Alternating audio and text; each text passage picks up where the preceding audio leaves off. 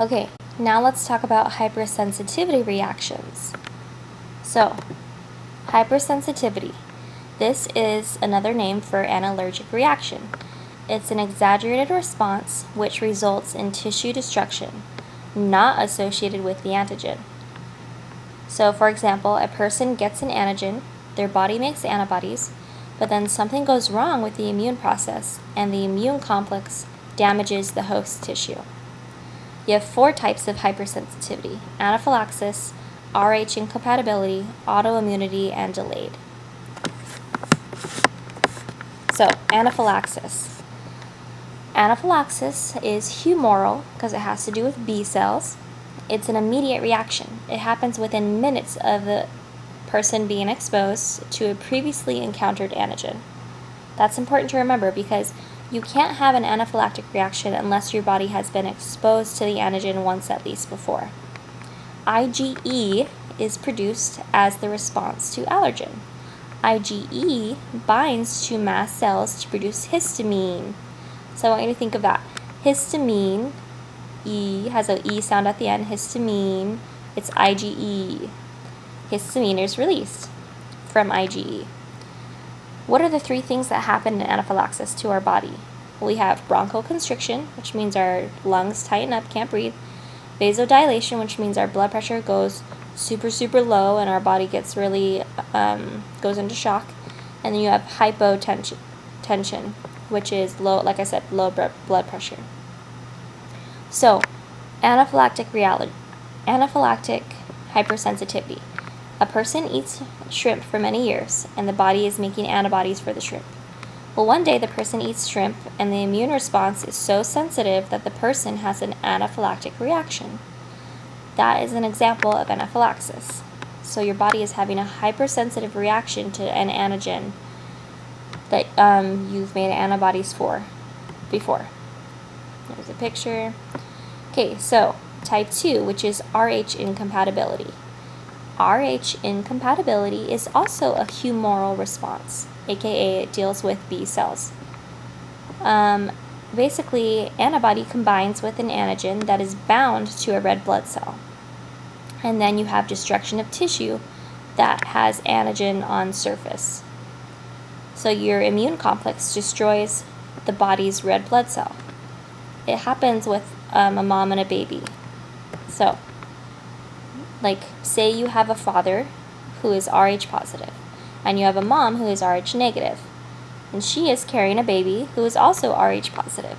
Well, the Rh antigens develop from the baby, since they're positive, and they enter the mother's bloodstream during delivery. So now the mom has antibodies of Rh positive.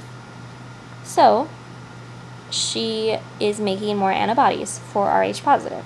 Now say she gets pregnant again, and with the same father who's Rh positive, and the baby happens to be Rh positive too. If that happens, and she has the anti-Rh antibodies in her, they will cross the placenta and begin to damage the fetus red blood cells. So that was Rh incompatibility, the example of that.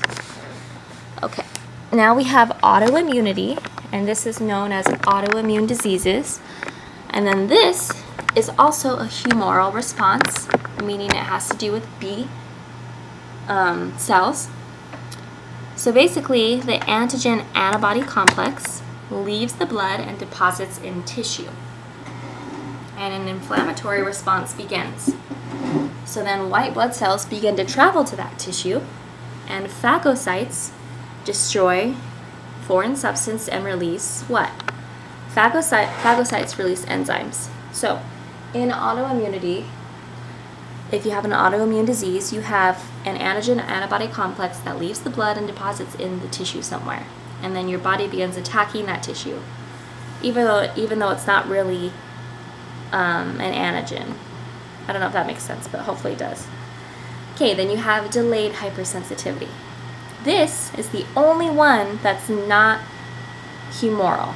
This is cell-mediated. It doesn't have to do with antibodies. So remember, delayed hypersensitivity is cell-mediated. The only one that's cell-mediated, not humoral.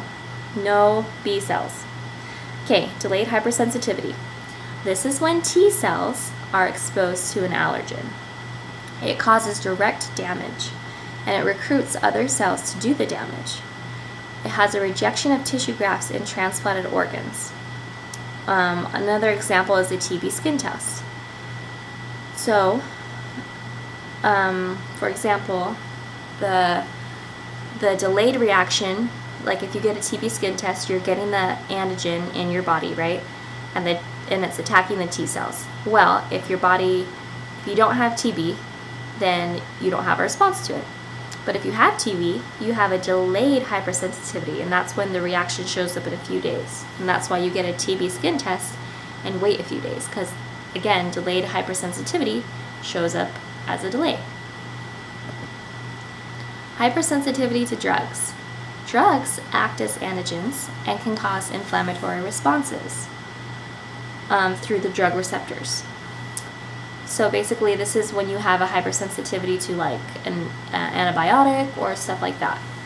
Your body is sensitive to that antigen and then causes an inflammatory response.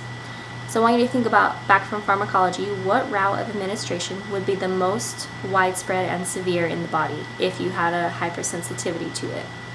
So say you got a drug and it was put in your body and you had a hypersensitivity to it, what route of administration would be the worst way to have a hypersensitivity reaction? IV, intravenous. Intravenous is directly in the blood. It's the fastest way to get drugs in your system. So if you have it going super fast in your body and your body is hypersensitive to it, you're going to have a super fast reaction all over your body, in your bloodstream. All right, and that is hypersensitivity. Let's see here.